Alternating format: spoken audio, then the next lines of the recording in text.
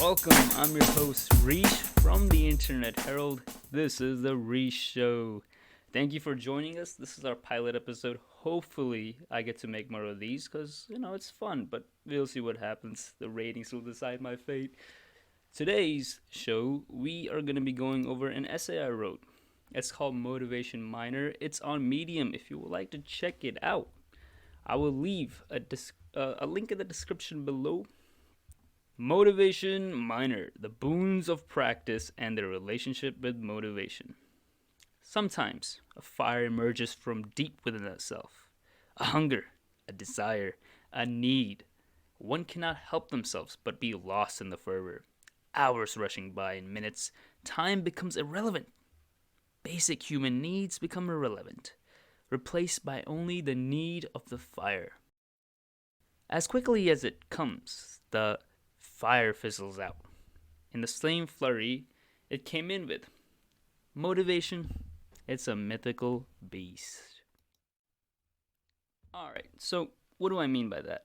Well, how many times have you wanted to do something or you gotta do something and you really don't want to do it, so you go on YouTube or Facebook or wherever and you look up motivational video, motivational quote, trying to pump yourself up, and you get pumped up, you get fired up, and then when you start doing the work, it kind of starts fizzling out, and then suddenly you're back to where you started.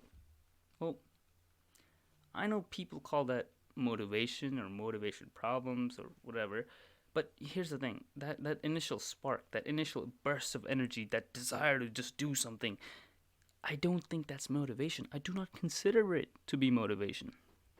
Now, what do I mean by that? Well, here's the thing, right? If you're motivated to do something, you're gonna do it no matter what. Even when you don't want to, you're still going to do it. Wait, isn't that the definition of practice? Well, I will get to that as we read the essay further, but real quick so that we can recap the intro. In the intro of this essay, I'm talking about what I would consider the spark. And the spark is inspiration, not motivation. So when you hop on that YouTube and you look up, motivation video to pump yourself up, what's really happening is that you're not getting motivated, you're getting inspired, right? But inspiration is a big difference. Inspiration is very different from motivation, from the actual practice of things. All right, let's go a bit further into the essay. How does one go about capturing and taming this creature? There is no way that one will capture the spontaneous motivation, or at least the probability is very low. And when I'm talking about spontaneous motivation, I'm referring to inspiration. If one wants to capture this beast, it will take rigorous practice. You love something, you want to be the best, you want it to be your life and career. Then practice every day and publish your practice for criticism and feedback. Everyday practice will build tacit knowledge. Criticism and feedback are catalysts for reflection, and reflection will result in improvement. Okay. So let me explain that part before I read the rest of the essay. Basically, what I'm trying to say here is that motivation is practice, right? Let me give you an example. You want to put food in your belly. You want to put clothes on your back. You want to put a roof on your head. To do all these things, you need money. And you're going to get money through work, through a job, through business, or whatever, right? Even when you don't feel like going to work, even when you do not want to go and, do your business or whatever it is that you do to make money, you're going to still do it. Because if you don't do it, you're not making money. You're not going to be able to provide for yourself or your family. You're motivated to make money. You're motivated to work. You're motivated to go to your job. Even if you hate it, you still go. And that is motivation. Also, here's the thing. To do something even when you don't want to, That is practice. To do something even when you don't want to, that is motivation. Therefore, practice is motivation. All right, time to read the rest of the essay, where I go a little bit into my own personal experience and how I kind of realized this. I write and publish an essay every day. Even if the day is horrid and the essay worse, I still write it. Do my best to make it as great as I can and publish it. I've written more essays I despise than essays I like. I do not love a single essay I've written so far, but I know I'm getting better. But why? Why am I doing this? Why the zeal? My goal is to write a fictional epic, a great epic, something I can be proud of. I have tried writing it many times since I was about 13. After a few pages, the spontaneous motivation, the inspiration would escape. Thus, after years of failure, two realizations were made. First, motivation is practiced regularly. Second, practice allows for experimentation, and experimentation prevents burnouts. All right. The first step is the most crucial. The moment you feel that spark, that hunger, set a standard, a ritual, regular practice. Determination drives motivation. These essays are my daily practice, my determination to achieve the goal of writing an epic. The epic will be slowly written over time with many revisions. Thus, the daily essays help build tacit knowledge and allow reflection. It is these daily gains which will make the epic something to be proud of. Practice is where growth is made. The final product is the magnum opus of the practice leading up to it.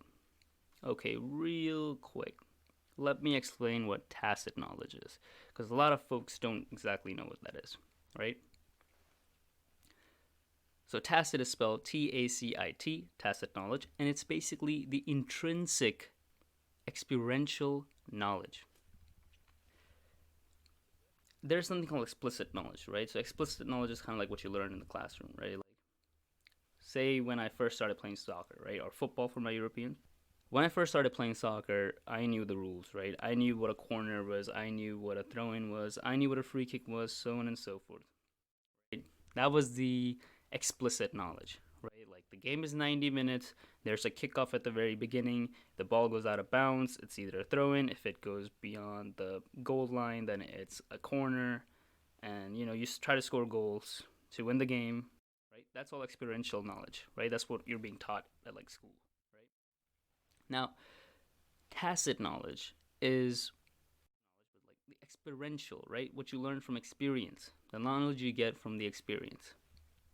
So, for example, if I want to make a pass which is 30 yards away, the way I touch the ball is going to be a lot different from, say, a pass which is 20 yards away, right? There's a certain way to just wrap your foot around that ball. There's a certain touch, a certain finesse to it. And that art is not something which can be taught to you, It's something which you develop through practice, through repetition, through doing it over and over and over again. For my non-soccer or association football playing audience, think about a server at a restaurant. So here's the thing, right? When servers first start serving, there's a certain art to it which takes time to learn. If you go out to eat and you meet your server, first thing which most servers will do is they come up to you and they introduce themselves. Now here's the thing. If the server smiles, the server has experience. If the server does not smile, generally speaking, they're probably not that experienced. Because through experience as a server, you learn that if you want to make that good tip money, if you want to actually get paid, if you want to give your customers a great experience, you want to greet them with a lot of energy, with positive vibes. And the best way to do that is to just show up, smile, say, hello, my name is blah, blah, I'll be serving you today. There's also other tricks which servers learn. For example, you might have noticed that when your glass is about halfway empty, that's when suddenly a server comes by and just fills your glass up. That's not something you just learn right away from the first day of the job. You learn that over time. You realize, oh, well, I need to fill up that table's glass when it's halfway empty, because it's gonna be, the best experience. They can continue on with their conversation, continue on with whatever they're doing, and I just come in quickly, just fill it up, you know, give them a smile and head out. It's gonna keep everything convenient, keep everything smooth. Now that knowledge to go fill up that glass while it's halfway empty, that's built over because of experience. That is tacit knowledge. The smiling when you're greeting your guest, that is tacit knowledge. There's a certain art to everything. Everything, really.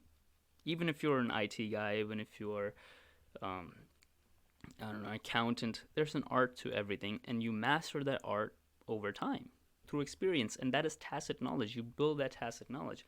And for those of you who want to explore this deeper, I recommend reading Michael Polanyi's work. So Michael Polanyi, he's a Polish chemist, and he was really the guy to explore this idea of tacit knowledge. He's a chemist and a philosopher. This idea kind of came about because in philosophy there is this question of, is anything real? So usually we agree across the board that the mind is real because it's a thinking object, and you can say, okay, my mind is real because it thinks, it can perceive things. Well, because it thinks. Perception is another whole different thing. So a lot of philosophers say, well, I know my mind is real, but how can I know that everything else around me is real beyond my mind? And this leads you down a rabbit hole where you just go, well, nothing's real except for maybe my mind. So Michael Polanyi, his argument to this was basically saying, look, there are certain things that you just know because of experience.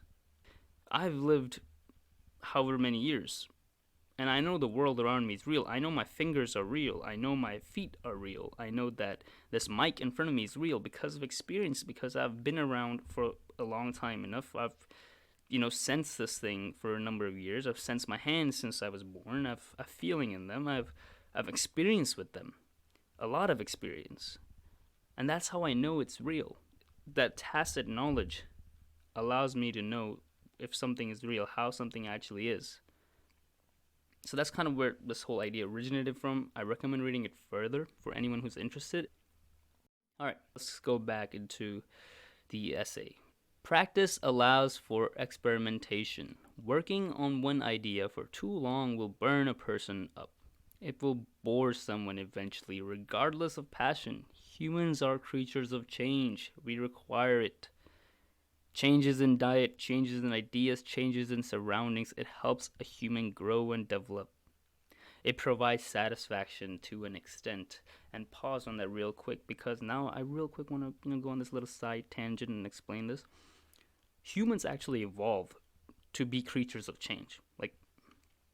That's what we actually came out of, right? Like some creatures evolved to live in the water at a certain temperature with a certain pH. Some creatures evolved to just live in the trees in a certain climate at a certain elevation. Well, humans evolved to change itself. So back thousands of years ago, like 200,000 years ago, or before that actually, right? Humans evolved, Homo sapiens, us, evolved 200,000 years ago, but a little bit before that. Africa used to be a big old forest, a big old rainforest, where at least we're at the location where we evolved, right? The Sahara used to be a rainforest. The Sahel was a rainforest. There was just jungle, kind of like the Amazon, pretty much. And that's where humans, the Homo genus, originated from. And then suddenly something happened. The climate started shifting. The Sahara became a desert, and beyond the Sahara, the Sahel, which is now grasslands, right? It used to be, but it used to be a jungle, but now it became grasslands, and humans were still living there. And then our ancestors were the ones who evolved to live in this new grassland. They became bipedal, so they can run and walk on two legs, and their endurance increased. They developed things like sweating and loss of fur on most of our body. I mean, we still have fur, it's just much more sparse and much more smaller. Right, we're one of the few creatures to sweat. I think we might be the only creature to sweat. I don't know about that. I'm gonna have to check on that. And a bunch of other different changes happen, right? We begin using tools more often. Eventually, our brains got bigger and more developed. We started cooking. We started putting on clothes. Basically, we evolved to adapt to change itself. That's why we're such an intelligent creature. you know, that intelligence, you need a lot of intelligence to be able to adapt to change itself. And the evidence of that is that we are no longer just confined to the grasslands of the Sahel. Humans can be found in every single environment except for the Antarctic. And even then, we have people who live in the Antarctic now, year round. A few crazy people. No, just researchers. But humans, we are creatures of change. We need it. We require it. And here's the thing about practice. When you practice something every single day, even when you don't want to, and you don't change anything, you don't experiment, it becomes very boring. And when you're bored as a human, the quality of your product, the quality of your service, the quality of your work will suffer.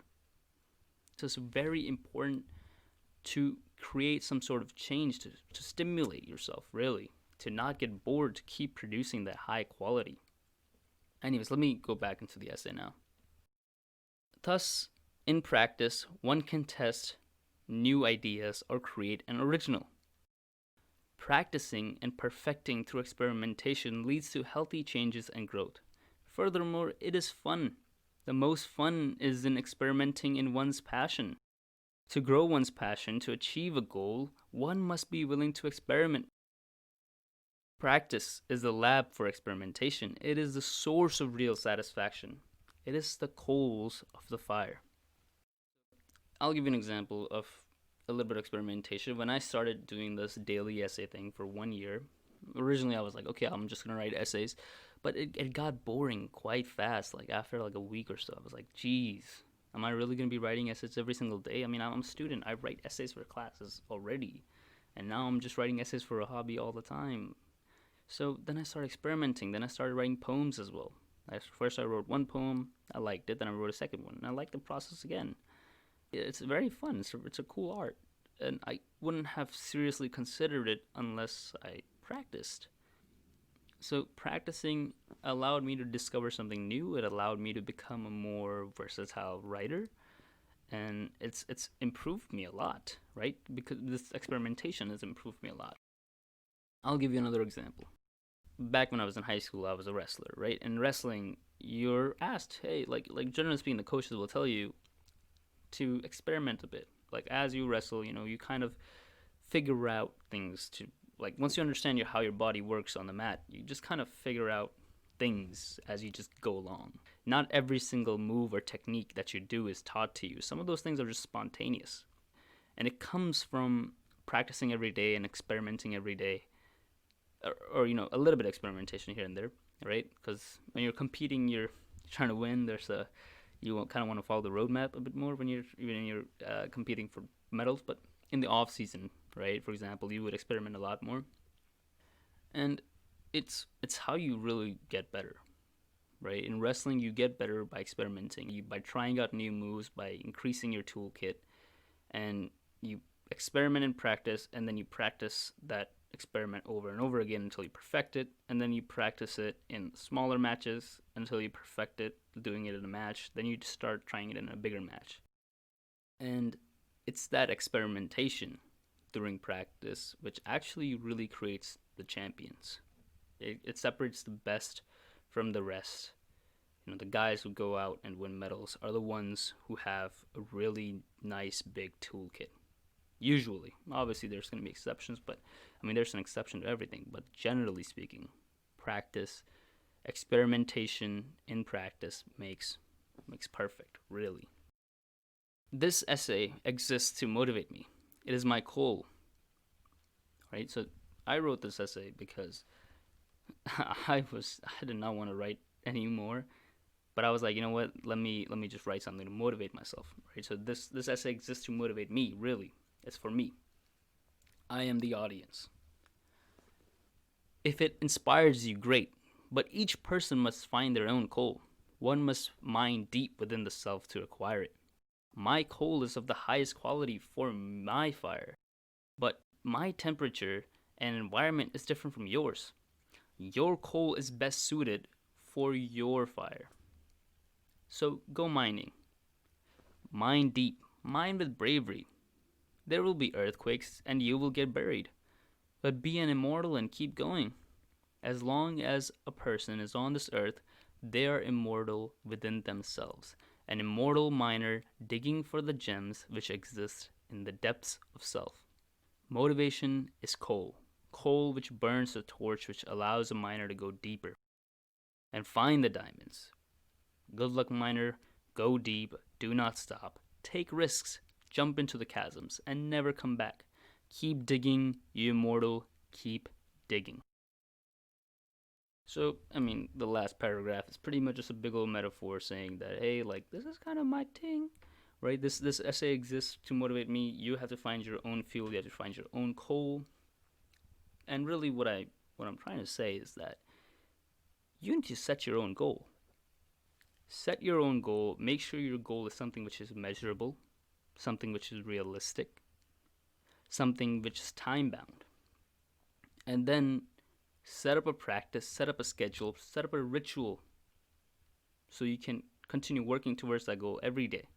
Or if not every day, then on a schedule, basically, consistently.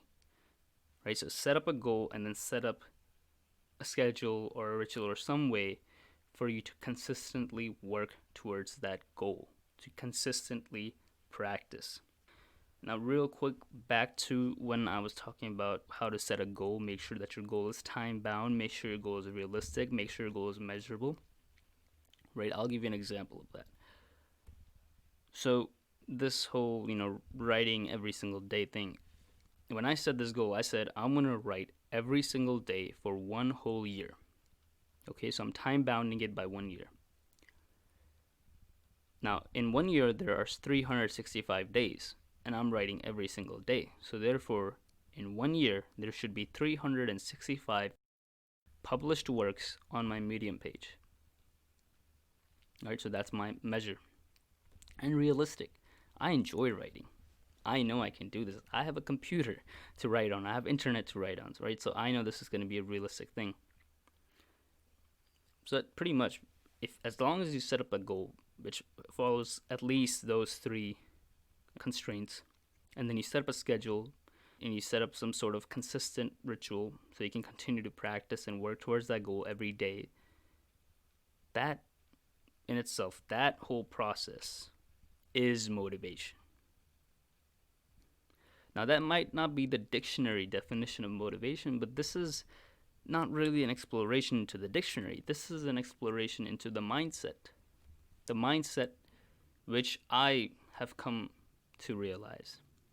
And maybe that mindset will work for you, maybe not, maybe you'll have something else. Feel free to share what you have and your idea, in the comments section of the YouTube. And if you're just listening to this on one of the podcast platforms, I guess you can try to email the Internet Herald. I'll ask the editor if he can put that down there. But thank you for listening to this. Thank you for listening to the pilot episode of the Rish Show from the Internet Herald. I've really enjoyed doing this. Thank you for listening. Please follow the Internet Herald across social media. They're on Twitter, Instagram, Facebook, Discord, and Reddit. And if anywhere else I've missed, it's going to be in the description, so you can check it out. You can follow me on Medium to keep up to date with my daily writings. It's just rish-chaudhary.medium.com. I'll have it in the description as well, the link. Thank you. Once again, thank you for listening. Happy Movember. That's what it is. Happy Movember. I hope to see you again. Thank you. Once again, have a great day. Though I can't command it, I wanna squeeze your sugar till you tell me that you just can't stand. When we're apart, I'm driven to distraction. I get a heavy heart.